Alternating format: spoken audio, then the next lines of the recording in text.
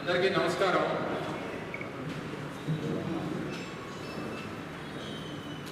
నిన్న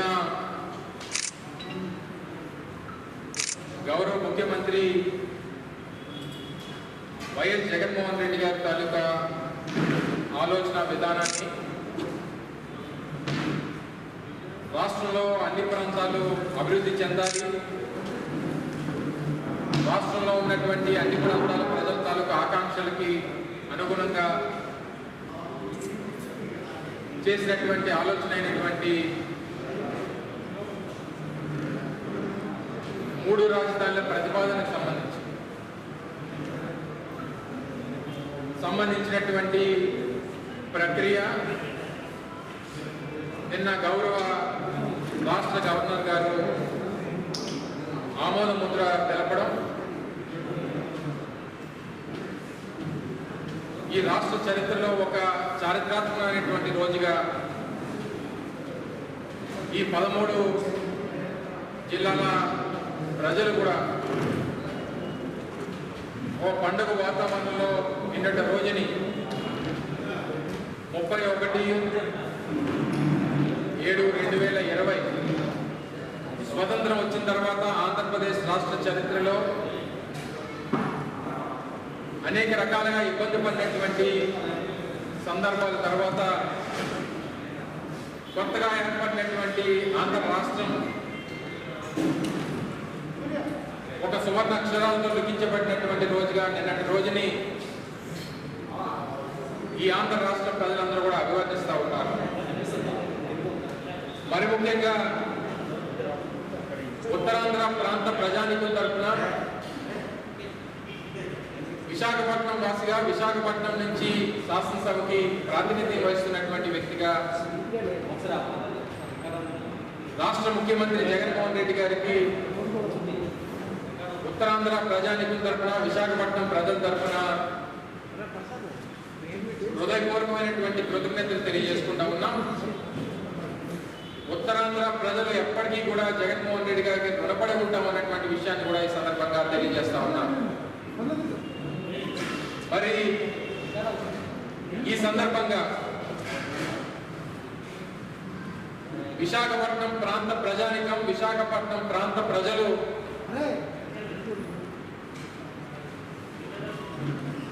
రాష్ట్రంలో ఉన్నటువంటి 13 జిల్లాల ప్రజానికాన్ని స్వాగతం పలుకుతా ఉంది విశాఖపట్నం అనేటువంటి విషయాన్ని కూడా ఈ సందర్భంగా తెలియజేస్తా ఉన్నాం. ఇప్పటి వరకు ఉన్నటువంటి మా విశాఖపట్నం ఈ రోజు నుంచి మనందరి విశాఖపట్నంగా అవతరించినటువంటి సందర్భంలో ఇప్పటి వరకు ఎంతో మందిని స్వాగతించినటువంటి విశాఖపట్నం ఈరోజు రాష్ట్రాన్ని స్వాగతిస్తూ ఉందనేటువంటి విషయాన్ని కూడా ఈ సందర్భంగా తెలియజేస్తా ఉన్నాం. ఈరోజు తీసుకున్నటువంటి నిర్ణయం ద్వారా, ఈరోజు ముఖ్యమంత్రి జగన్మోహన్ రెడ్డి గారు చేసినటువంటి ఈ ఆలోచన ద్వారా రాష్ట్రంలో ఉన్నటువంటి అన్ని ప్రాంతాలు అభివృద్ధి చెందబోతా ఉన్నాయనేటువంటి విషయాన్ని సందర్భంగా తెలియజేస్తా ఉన్నాం. ఎందుకంటే స్వతంత్రం వచ్చిన ఈ 70 సంవత్సరాల తర్వాత 2 సార్లు మనం నష్టపోయాం.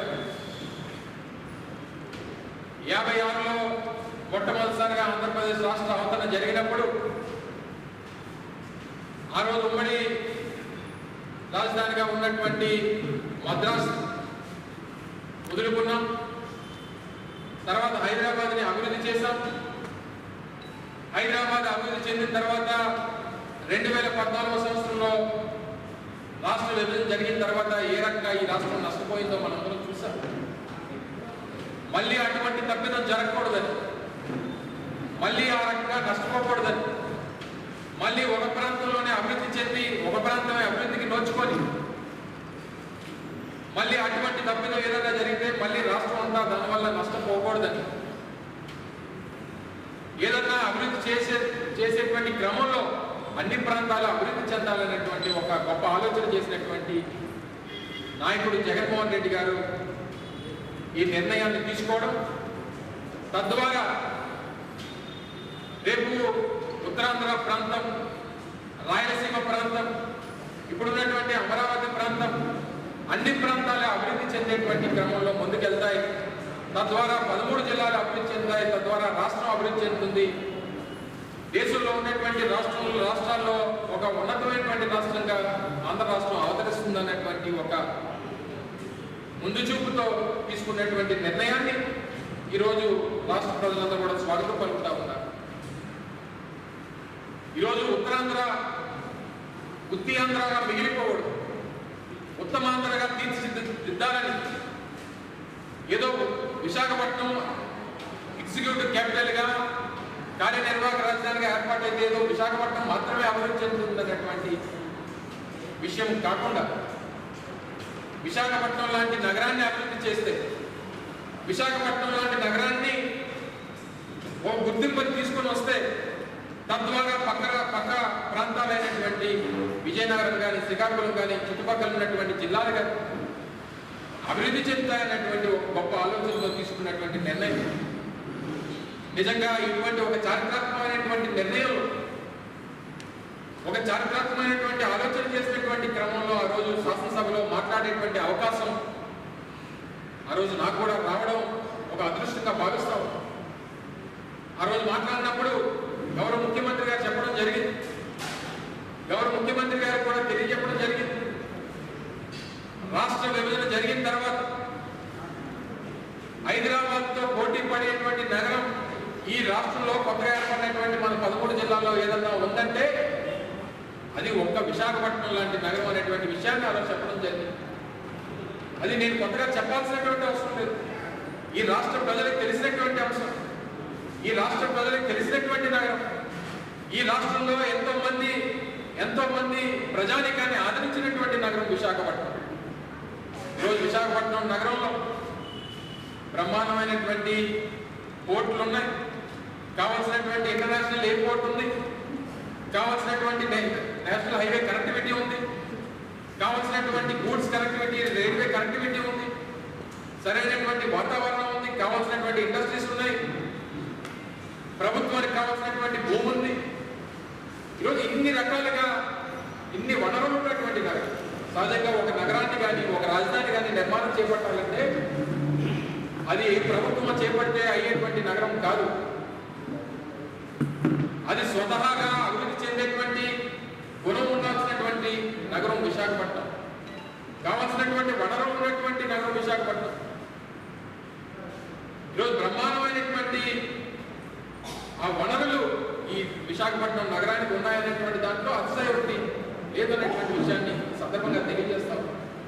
మరి అటువంటి విశాఖపట్నం నగరానికి ఒక గుర్తింపును తీసుకొని వస్తే గత పాలకులు చెప్పినట్టుగా గతంలో ఒక నగరాన్ని, ఒక రాజధాని నిర్మాణం చేపట్టాలంటే 1,00,000 కోట్ల రూపాయలు అవసరం అవుతుందన్నటువంటి విషయాన్ని అనేక సందర్భాల్లో గత ప్రభుత్వం మాట్లాడితే 1,00,000 కోట్ల రూపాయలు పెట్టుబడి పెడితే తప్ప ఒక రాజధాని నిర్మాణం చేపట్టలేమనేటువంటి సందర్భాన్ని అనేక పర్యాయాలు గత ముఖ్యమంత్రిగా ఉన్నటువంటి వ్యక్తి మాట్లాడినటువంటి సందర్భాలు ఉన్నాయి. కానీ విశాఖపట్నం లాంటి నగరానికి ఒక 5,000 కోట్లు, 10,000 కోట్లు వెచ్చించి ఒక మెట్రో రైలు, కావాల్సినటువంటి నగరంలో ఉన్నటువంటి రోడ్లు విస్తరణ చేయడము, ఉన్నటువంటి భూమిని వినియోగించుకోవడము, ఎక్కడా కూడా ఒక్క సెంటు ప్రైవేట్ భూమి కూడా తీసుకోకుండా ఇక్కడ రాజధాని నిర్మాణం చేపడతాం అనేటువంటి మాట ఆ రోజు అసెంబ్లీలో జగన్మోహన్ రెడ్డి గారు ఇచ్చినటువంటి సందర్భాలు. ఈరోజు ఇన్ని రకాలుగా ఈ ప్రాంతాన్ని అభివృద్ధి చేస్తాం, ఈ ప్రాంతానికి ఒక గుర్తింపును తీసుకొని వస్తాం. ఉత్తరాంధ్ర లాంటి ప్రాంతానికి 70 సంవత్సరాల తర్వాత ఒక నాయకుడు వచ్చి ఈ ప్రాంతానికి గుర్తింపును తీసుకొని వచ్చి స్వతంత్రం వచ్చిన తర్వాత ఎప్పటికీ ఏనాడు కూడా ఏ పాలకుడు చేయనటువంటి ఒక కార్యక్రమాన్ని ఉత్తరాంధ్ర ప్రాంతాన్ని చేస్తూ ఉంటే ఈరోజు చూడలేనటువంటి పరిస్థితుల్లో ఉండడం చాలా బాధాకరమైనటువంటి విషయం. ఈరోజు ప్రతిపక్షాలను చూస్తూ ఉంటే అర్థమవుతా ఉంది. ఈరోజు తప్పకుండా జగన్మోహన్ రెడ్డి గారు తీసుకున్నటువంటి 3 రాజధానుల నిర్ణయం వల్ల, జగన్మోహన్ రెడ్డి గారు చేసినటువంటి ఆలోచన వల్ల, గవర్నర్ గారు చేసినటువంటి ఈ ఆమోదం వల్ల రానున్నటువంటి కాలంలో భారతదేశంలో ఉన్నత విశాఖపట్నం అవతరించబోతా ఉందనేటువంటి విషయాన్ని ఈ సందర్భంగా మీ అందరికి కూడా తెలియజేస్తా ఉన్నాం. ఇప్పటికన్నా ఈ చేసినటువంటి నిర్ణయం, ఇప్పటికన్నా జగన్మోహన్ రెడ్డి గారు చేసినటువంటి నిర్ణయాన్ని, ఆలోచనని ఆదర్శవంతంగా తీసుకుంటున్నటువంటి దేశంలో మిగిలినటువంటి రాష్ట్రాలను చూసాయి బుద్ధి తెచ్చుకొని ఈ రాష్ట్ర ప్రతిపక్ష నాయకుడు చంద్రబాబు నాయుడు తాను చేసినటువంటి పాపాల్ని, ఈ నిర్ణయాన్ని ఆమోదించైనా ఆ పాపాలను కడుక్కోమని చెప్పి సందర్భంగా కోరుతాం. దయచేసి ఈ కుట్రలు కుతంత్రాలు చేసి, అన్యాయాలు చేసి, అక్రమాలు చేసి ఏదో న్యాయస్థానాల దగ్గరికి వెళ్ళి అడ్డుకోవాలనేటువంటి ప్రయత్నం దయచేసి మానుకోమని చెప్పి ఈ సందర్భంగా మీ ద్వారా ఈ రాష్ట్ర ప్రతిపక్ష నాయకుడు చంద్రబాబు నాయుడు కోరుతా ఉన్నాం. అసలు చంద్రబాబు నాయుడు గారు, ఆయన కొడుకు కానీ, ఆయన చేస్తున్నటువంటి ఆలోచనల్ని సమర్థిస్తున్నటువంటి ఏ ఒక్క తెలుగుదేశం పార్టీ నాయకుడికి అసలు ఈ ప్రాంతంలో అడుగు పెట్టేటువంటి అర్హత కోల్పోయారనేటువంటి విషయాన్ని సందర్భంగా తెలియజేస్తా ఉన్నాం. అలా తెలుగుదేశం పార్టీ అసలు ఈ ప్రాంతంలో ఉత్తరాంధ్ర, రాయలసీమ ప్రాంతాల్లో ఈ నిర్ణయాన్ని అడ్డుకునేటువంటి క్రమంలో పాల్గొంటున్నటువంటి ప్రతి ఒక్క వ్యక్తికి తెలియజేస్తా ఉన్నాం. తెలుగుదేశం పార్టీ నిర్ణయాన్ని సమర్థించేటువంటి ప్రతి ఒక్క వ్యక్తికి ఈ సందర్భంగా హెచ్చరిస్తా ఉన్నాం. అసలు మీకు అసలు రాజకీయాల్లో ఉండేటువంటి నైతిక హక్కును మీరు కోల్పోయారనేటువంటి విషయాన్ని సందర్భంగా తెలియజేస్తాం. నిన్న చంద్రబాబు నాయుడు గారు మాట్లాడినటువంటి మాటలు చూసిన తర్వాత, ఆయన చేసినటువంటి ప్రకటన చూసిన తర్వాత నిన్న ఒక చీకటి రోజుగా ప్రకటిస్తా ఉన్నాడు. ఆయన నిన్నటి రోజుని ఒక చీకటి రోజుగా అభివర్ణిస్తా ఉన్నాడు. అవును, రియల్ ఎస్టేట్ కోసం ఆలోచించేటువంటి మీలాంటి వ్యక్తులు ఈ రాష్ట్రంలో ఉన్నంత వరకు నిన్నటి రోజు అమరావతిలో మీలాంటి వాళ్ళు చేసినటువంటి రియల్ ఎస్టేట్ చేస్తున్నటువంటి వ్యక్తులకి నిజంగా అది చీకటి రోజు అనేటువంటి విషయాన్ని తెలియజేస్తాం. స్టేట్ కోసం ఆలోచించేటువంటి జగన్మోహన్ రెడ్డి గారికి, రియల్ ఎస్టేట్ కోసం ఆలోచించేటువంటి చంద్రబాబు నాయుడికి ఉన్నటువంటి వ్యత్యాసం అది. ఈ రాష్ట్రంలో 13 జిల్లాల కోసం, ఈ 13 జిల్లాల్లో ఉన్నటువంటి 5 కోట్ల మంది ప్రజానికం కోసం జగన్మోహన్ రెడ్డి గారు ఆలోచన చేస్తూ ఉంటే 29 గ్రామాల్లో ఉన్నటువంటి నా 5,000 ఎకరాలు, నేను చేస్తున్నటువంటి నా రియల్ ఎస్టేట్ వ్యాపారం పోతుందన్నటువంటి మీ బాధాతత్వ హృదయం నిన్న మా అందరికీ కనబడింది. మీరు మాట్లాడినటువంటి మీరు చేసినటువంటి ప్రకటన నా కళ్ళు చెమర్స్తా ఉన్నాయి, నా కళ్ళు వెంబడి నీళ్ళు వస్తా ఉన్నాయి, నాకు ఏడుపు వస్తా ఉంది, నేను భావోద్వేగానికి లోనవుతా ఉన్నాను అన్నటువంటి మీరు మాట్లాడినటువంటి మాటలు చూసిన తర్వాత నాకు కొన్ని విషయాలు జ్ఞప్తిగా వచ్చాయి. మీరు ఈ స్థానంలో ఉండడానికి కారణమైనటువంటి వ్యక్తి, మీరు ఈరోజు ఒక పార్టీని నడపడానికి అవకాశం ఇచ్చినటువంటి వ్యక్తి, మీరు ఈరోజు ముఖ్యమంత్రిగా 3 సార్లు మీరు పనిచేసినటువంటి సందర్భాలు, మీకు రాజకీయ భిక్ష పెట్టినటువంటి వ్యక్తి, మీకు పిల్లనిచ్చినటువంటి వ్యక్తి మరణించినప్పుడు కేవలం మీరు పెట్టినటువంటి బాధతో, కేవలం మీరు పెట్టినటువంటి మానసిక క్షోభతో మరణించినటువంటి మీ మామ ఎన్టీ రామారావు గారు చనిపోయినప్పుడు ఏ రోజన్నా కళ్ళు చెమర్చాయా?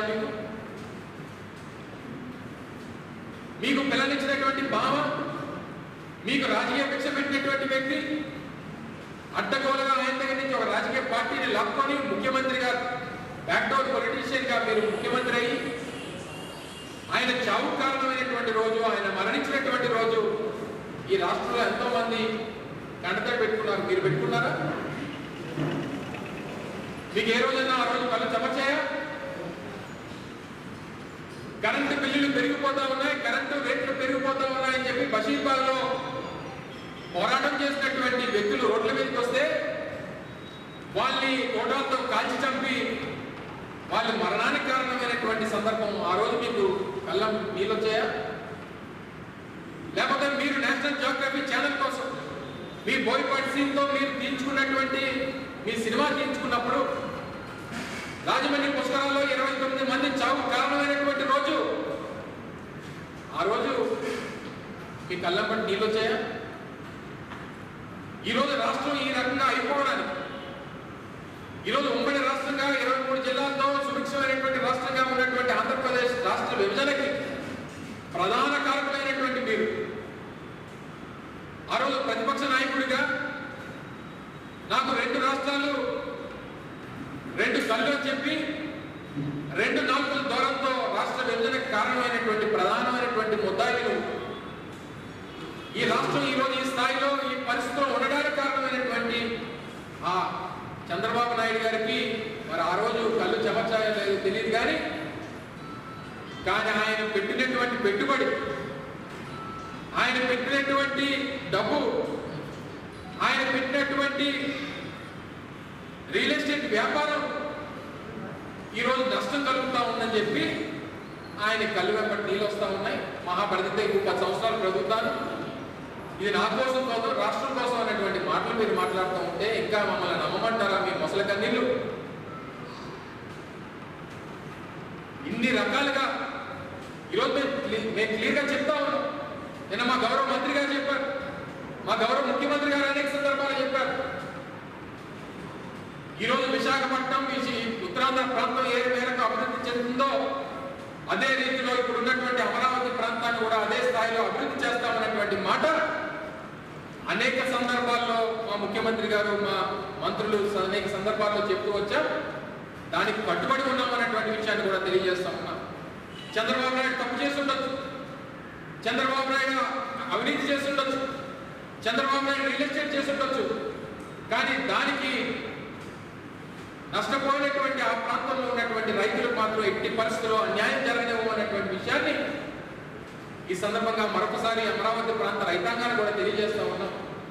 గత ప్రభుత్వాలు మీకు ఇచ్చినటువంటి హామీ, గత ప్రభుత్వాలు మీతో చేసుకున్నటువంటి అగ్రిమెంట్ ఏదైతే మీకు ఏ రకంగా అయితే అభివృద్ధి చేసిస్తాము అన్నటువంటి మాట ఏదైతే చెప్పామో చెప్పినటువంటి మాట ప్రకారం అభివృద్ధి చేసి చూపిస్తామన్నటువంటి విషయాన్ని కూడా ఈ సందర్భంగా తెలియజేస్తా ఉన్నాం. మా నాయకుడు మా ముఖ్యమంత్రి గారి తాలూకా ధ్యేయం వల్ల రాష్ట్రంలో ఉన్నటువంటి అన్ని ప్రాంతాలు అభివృద్ధి చెందాలి, రాష్ట్రంలో ఉన్నటువంటి 3 ప్రాంతాలు బాగుండాలి, రాష్ట్రంలో 13 జిల్లాల ప్రజల తాలూకా ఆకాంక్షలకు అనుగుణంగా ఈ రాష్ట్రం అభివృద్ధి చెందాలి, దేశంలో ఉన్నటువంటి అన్ని రాష్ట్రాలతో పోటీపడి ఉన్నతమైనటువంటి రాష్ట్రంగా ఆంధ్ర రాష్ట్రం అభివృద్ధి చెందాలనేటువంటి ఒకే ఒక్క ధ్యేయం దృక్పథం తప్పితే మరొక ఆలోచన లేదు అన్నటువంటి విషయాన్ని ఈ సందర్భంగా మీకు తెలియజేసుకుంటూ మరొకసారి ఏదైతే ఈ రాష్ట్రం కోసం, ఈ రాష్ట్ర అభివృద్ధి కోసం, ఈ రాష్ట్ర సంక్షేమం కోసం, ఈ రాష్ట్రం అన్ని రకాలుగా అభివృద్ధి చెందాలనేటువంటి ధ్యేయంతో ముందుకెళ్తున్నటువంటి జగన్మోహన్ రెడ్డి గారి ఆలోచనలు మరొకసారి ఉత్తరాంధ్ర ప్రాంత ప్రజానికం తరపున, మరి ముఖ్యంగా విశాఖపట్నం ప్రాంత ప్రజానికం తరపున ఎల్లప్పటికీ ఈ ప్రాంత ప్రజానికం జగన్మోహన్ రెడ్డి గారికి రుణపడి ఉంటామని, ఈ ప్రాంతం ఉత్తరాంధ్ర ప్రాంతం జగన్మోహన్ రెడ్డి గారు ఒక మహాత్ముడిగా మేము పరిగణిస్తామని, మా ప్రాంతానికి స్వతంత్రం వచ్చిన తర్వాత ఒక గుర్తింపును తీసుకొచ్చినటువంటి నాయకుడు మాకు వచ్చినందుకు ఆ నాయకుడికి ఎల్లప్పుడూ రుణపడి ఉంటామని ఆ నాయకుడికి జగన్మోహన్ రెడ్డి గారికి పాదాభివందన తెలియజేసుకుంటూ ఒక్క విషయాన్ని చివరిగా చంద్రబాబు నాయుడు గారికి మరొకసారి తెలియజేసుకుంటూ, మీరు చీకటి రోజు అన్నటువంటి మాటలు దయచేసి మానుకోండి. తమరు చేసినటువంటి జయప్రదమైనటువంటి చీకటి రోజులు ఎన్నో ఈ రాష్ట్ర ప్రజలు చూశారు, మర్చిపోవద్దు చంద్రబాబు నాయుడు గారు. దయచేసి చీకటి రోజుల గురించి మీరు మాట్లాడేటువంటి బ్యాక్డోర్ రాజకీయాల గురించి మీరు దయచేసి మాట్లాడుతూ బ్యాక్డోర్ పొలిటీషియన్ గా మీకు ఉన్నటువంటి పేటెంట్ ని ఎవరు కూడా తీసుకోలేరు. దయచేసి ఇప్పటికన్నా మీరు చేసినటువంటి పాపాలని కడుక్కునేటువంటి రోజు వచ్చింది. ఇప్పటికైనా ఈ ఆలోచనకి, ఈ నిర్ణయానికి మీరు సమర్థించి మీ పాపాలని కడుక్కోమని చెప్పి మరొకసారి మీ ద్వారా చంద్రబాబు నాయుడు గారికి తెలియజేసుకుంటా ఉన్నాం.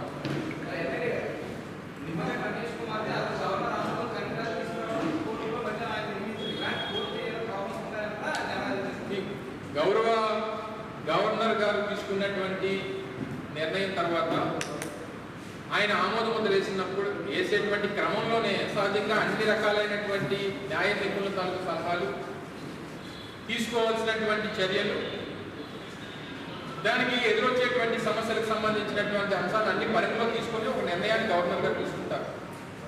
సహజంగా తెలుగుదేశం పార్టీ నాయకులు మాట్లాడినటువంటి మాటలు కానీ వారి తాలూకు వర్షన్ కానీ చూసిన తర్వాత ఒక విషయాన్ని వారు తెలియజేసుకుంటా ఉన్నాం. అన్యాయం జరిగినప్పుడు న్యాయస్థానాలు కానీ న్యాయం చేసినప్పుడు న్యాయస్థానాల తాలూకు అవసరం ఉండదనేటువంటిది మా అభిప్రాయం. కానీ తెలుగుదేశం ఇందాక నేను మాట్లాడినటువంటి మాటల సందర్భంగా కూడా చెప్పడం జరిగింది. చంద్రబాబు నాయుడు ఇప్పటికన్నా ఆయన చేసినటువంటి పాపాలని తుడిచిపెట్టుకోవడం కోసం ఈ తాలూకా ఆలోచనని సమర్థించి ఈ నిర్ణయాన్ని సమర్థించి ముందుకెళ్తే మంచిది. ఇప్పటికీ న్యాయస్థానాల దగ్గరికి వెళ్ళి దీన్ని అడ్డుకోవాలనేటువంటి ప్రయత్నం చేసినా సరే దీన్ని అడ్డుకునేటువంటి అవకాశం ఉండదు అనేటువంటిది మా అభిప్రాయం. ఇది ప్రజా అభీష్టం మేరకు తీసుకున్నటువంటి నిర్ణయం, ప్రజల ఆలోచనకు అనుగుణంగా తీసుకున్నటువంటి నిర్ణయం. దీనిలో ఎటువంటి అడ్డు ఉండదు అనేటువంటి అభిప్రాయాన్ని వ్యక్తపరుస్తా ఉన్నాం. తప్పకుండా ఈ ప్రక్రియ అనేటువంటిది మొదలవుతా ఉంది. త్వరలోనే జగన్మోహన్ రెడ్డి గారు విశాఖపట్నం రాబోతా ఉన్నారు. ఇక్కడి నుంచి కార్యకలాపాలను మొదలుపెట్టబోతా ఉన్నారు. అనేక సందర్భాల్లో కూడా అసెంబ్లీ సాక్షిగా కూడా జగన్మోహన్ రెడ్డి గారు చెప్పారు, ముఖ్యమంత్రి ఎక్కడ కూర్చుంటే అక్కడి నుంచి పరిపాలన మొదలవుతుంది. త్వరలోనే ముఖ్యమంత్రి మంచి రోజు రాబోతాం. మంచి రోజు ఎప్పుడు చూసే నిన్న మంచి రోజు శుక్రవారం నిన్న గవర్నర్ గారు ఆమోదం వేశారు. మళ్ళీ మంచి రోజు చూసి ముఖ్యమంత్రి గారు ఏ రోజు మంచిది అనుకుంటే ఆ రోజు మొదలు పెడతాం. తెలుగుదేశం పార్టీ నేను ఈరోజే ఉదయం ఒక పత్రికలో చూశాను. నగర పార్టీ తెలుగుదేశం పార్టీ అధ్యక్షుడు అనుకుంటా గణేష్ కుమార్ గారు ఈ నిర్ణయాన్ని స్వాగతిస్తూ ముఖ్యమంత్రి గారికి అభినందన తెలియజేస్తూ ఒక స్టేట్మెంట్ చూశారు. అంటే అంతకుమించి వారికి కూడా వేరే అవకాశం కూడా లేదు. అలా మాట్లాడగలిగితే, స్వాగతించగలిగితే ఈ ప్రాంతంలో రాజకీయాలు చేయగలుగుతారు, నలుగురిలోకి వెళ్ళగలుగుతారు తప్ప ఇంకా తెలుగుదేశం పార్టీలో ఉండాలి అని అనుకునేటువంటి వ్యక్తులు ఇంకా ఉండే అమాయకత్వం, ఇంకా ఆ పార్టీలో కొనసాగాలి, చంద్రబాబు నాయుడు తాలూకా నిర్ణయాల్ని, చంద్రబాబు నాయుడు గారి తాలూకా ఆలోచనల్ని ఇంకా సమర్థించి ఇంకా పార్టీలో ఉండదలుచుకునేటువంటి ఇంకా వ్యక్తులు ఉన్నారా అనుకుంటే వారి తాలూకా అమాయకత్వం అనేటువంటి నా అభిప్రాయం. ఎవరు 20 మంది ఎమ్మెల్యేలు ఎక్కడ ఉన్నారండి? నాకు తెలిసి అంతమంది లేదే. నాకు తెలిసి 20 మంది ఎమ్మెల్యేలు చంద్రబాబు నాయుడు వెంట ఉన్నారని నేను అయితే అనుకోవట్లేదు. నాకు తెలిసి ఎవరో బీటెక్ రవి గారు ఎవరో ఒక ఆయన తాలూకా మండలి సభ్యత్వానికి రాజీనామా చేసినట్టుగా చూసాము. నాకు తెలిసి అంతమంది చంద్రబాబు నాయుడు గారు తీసుకున్నటువంటి నిర్ణయాన్ని వ్యతిరేకించి రాజీనామా చేస్తారేమో కానీ మేము తీసుకున్నటువంటి నిర్ణయాన్ని తీసుకొని రాజీనామా చేస్తారని నేను అనేది అనుకోవట్లేదు. చంద్రబాబు నాయుడు గారి తాలూకా ఆలోచనని, ఆయన తాలూకా నిర్ణయాన్ని మార్చుకోమని చెప్పి రాజీనామా చేయమని చెప్పి రాజీనామా చేస్తామని చెప్పి ఏమైనా బెదిరించేది ఉండొచ్చు నా అభిప్రాయం. Thank you.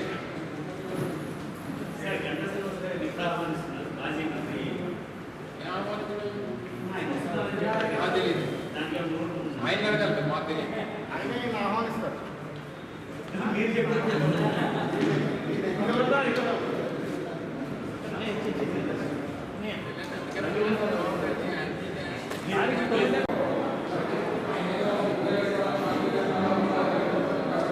స్టేట్ ఎగ్జిక్యూటివ్ కెప్టెన్గా నేను జగన్మోహన్ రెడ్డి గారు ప్రకటించడం జరిగింది.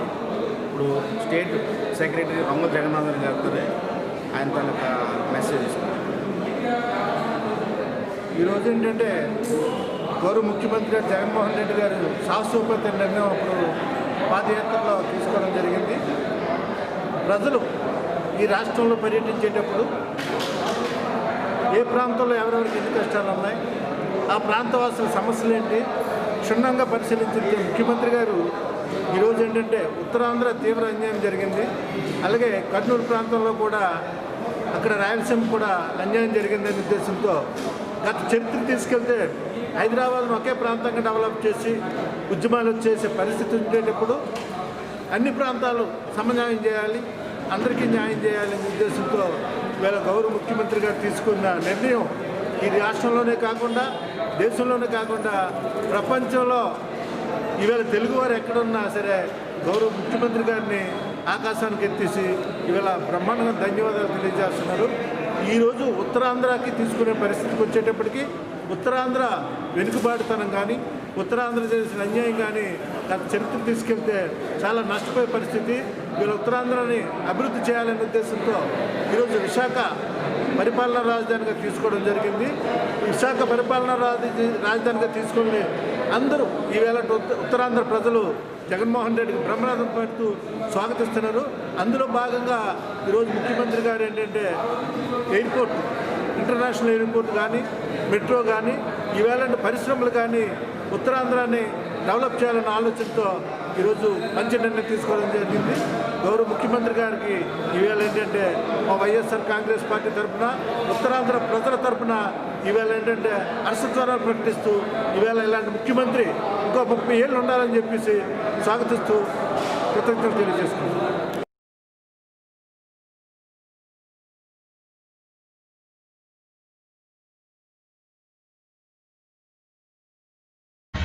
ఈ వీడియో మీకు నచ్చినట్టయితే లైక్ చేయండి, షేర్ చేయండి, సబ్స్క్రైబ్ చేయండి, పక్కన ఉన్న బెల్ బటన్ యాక్టివేట్ చేయండి. మరిన్ని వీడియోలతో మీ ముందుకు వస్తాం. అంతవరకు సెలవు, బాయ్ బాయ్.